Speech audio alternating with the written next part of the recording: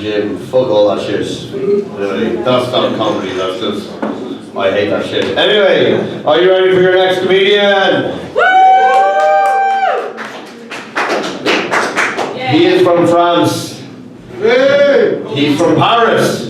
And he has by far the coolest and sexiest name, not just in Prague comedy, not just European comedy. He has the coolest and sexiest name in comedy all over the world. But I'm not going to tell you his name. Yes, obviously I have to tell you at some point in time, otherwise it would defeat my purposes as NBC. But you will get his name when you get a lot of noise going, and we get ready to bring him on. Let's get the noise up to a number 4. Get your hands together, come on, let's get your hands together. Up to number 5, to number 6, 5, number 7. Ladies and gentlemen, ladies and gentlemen, put your hands together for Max Paris!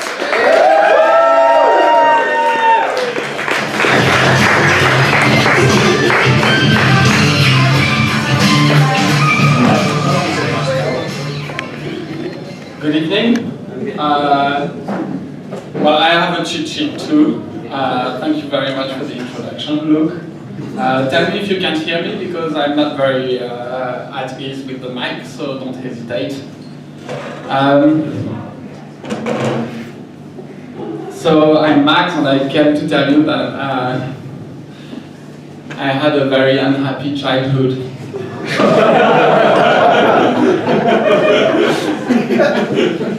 I spent the first 9 months of my life in a small cage barely bigger than my own body. And I worked a lot, and after 9 months, after I had dug that tunnel, I managed to climb out of it, and I saw the light. And when I finally came out, I didn't find freedom. I was born in France in 1982 under a completely totalitarian regime. Because my sister was born 2 years before me. And she had seized power.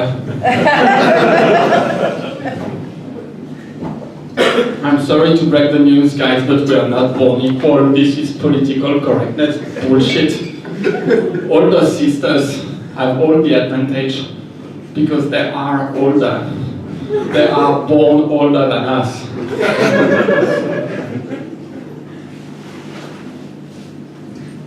Actually, there's a heated debate right now between etymologists, and I really wonder whether or not the expression older sister derives from the Latin Mussolini or finds its roots in the German Hitler. And they didn't decide yet. Older sisters are not like us.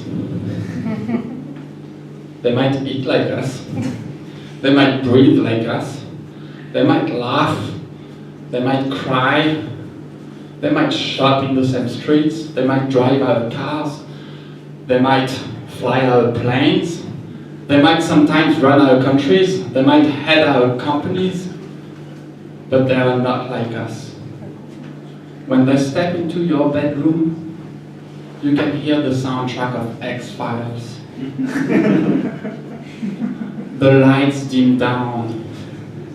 The chairs, the desks, your bed kind of sink a little more into the floor. Your head also into their shoulder, into your own shoulders. Because they are gifted with the power of gravity. They can bring you down.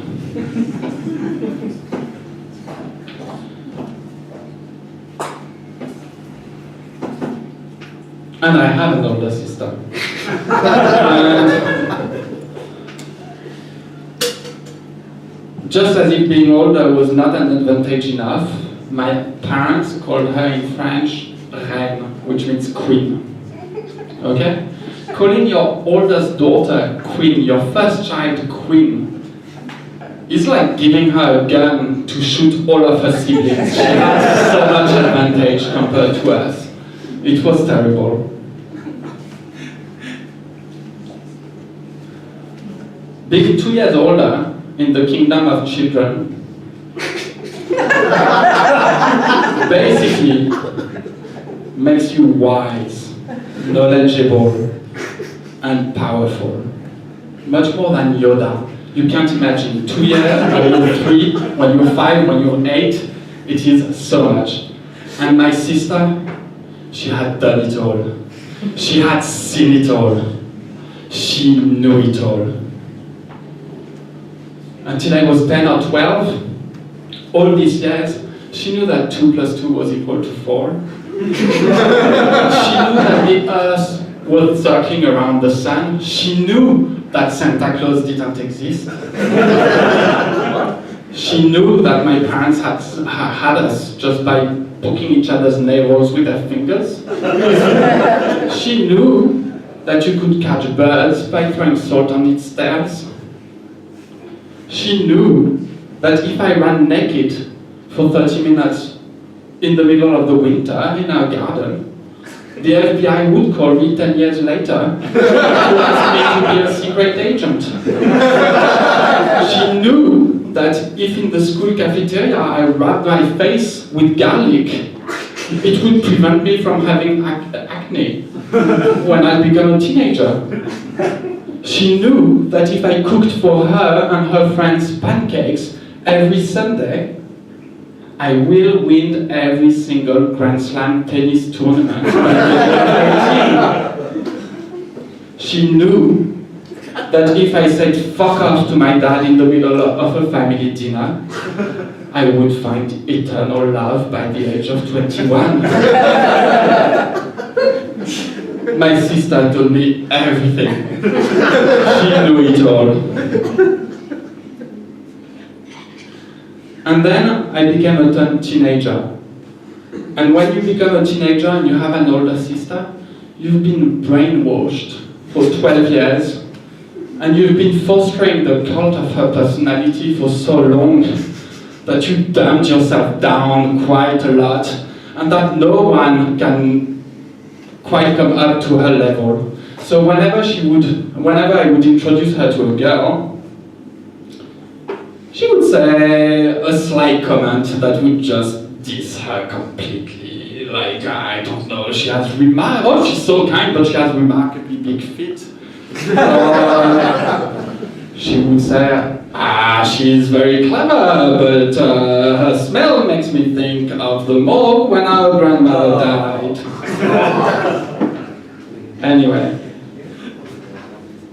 And then one day, later on, after her teenage years, like all big empires, the queen crumbled, life happens. And slowly, after she turned 20, she walked out of her throne and blended with the rest of us commoners in total impunity. You just don't have older sisters in life, you also have younger sisters. Younger sisters are definitely not like us. Younger sisters don't pee, they don't poo, they don't date boys, they don't date girls, they don't smoke, they don't drink, they don't take drugs. They're little frail things that you need to protect, to feed, to teach. I have one of those. And a few weeks ago, I invited her over to visit us in Prague. She's a tiny little pretty thing. She's like 4'9" and everything. And we made her bed in Prague. We cooked her dinners. We brought her to the movies. And on her last day here, she asked us to spend a couple of. She just wanted to go for a walk actually outside of, in Prague, outside of the apartment.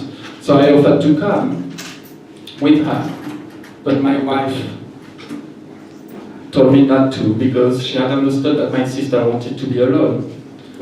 So she went away at 8 p.m., something like this. Because we were a very good couple, by 9 p.m. we were asleep. And then I wake up at 5 a.m. And I walk out, and I don't see my little sister. She's not there, she's not in bed. I get super worried. I walk all around Vinorati. I go to every single bar. I go in the streets. I can't find her anywhere. So I print out some missing posters. And on my way to the police station, I just glue them on every single tree. And when I get to the police station, I am hysterical.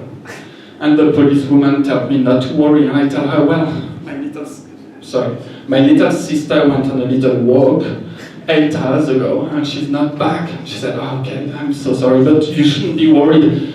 People run away all the time. Wait until 12 hours and you'll feel better. But she still takes down my statement. And she asked me for her name, and I said Paris.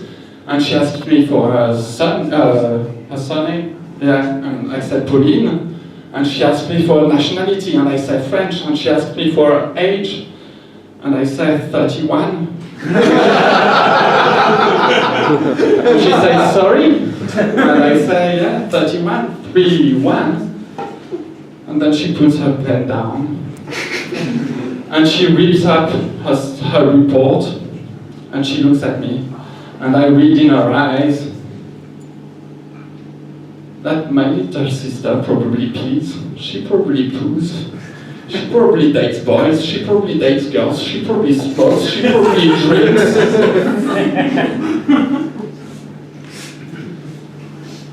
And a few hours later on, she was home completely drunk. Thank you very much.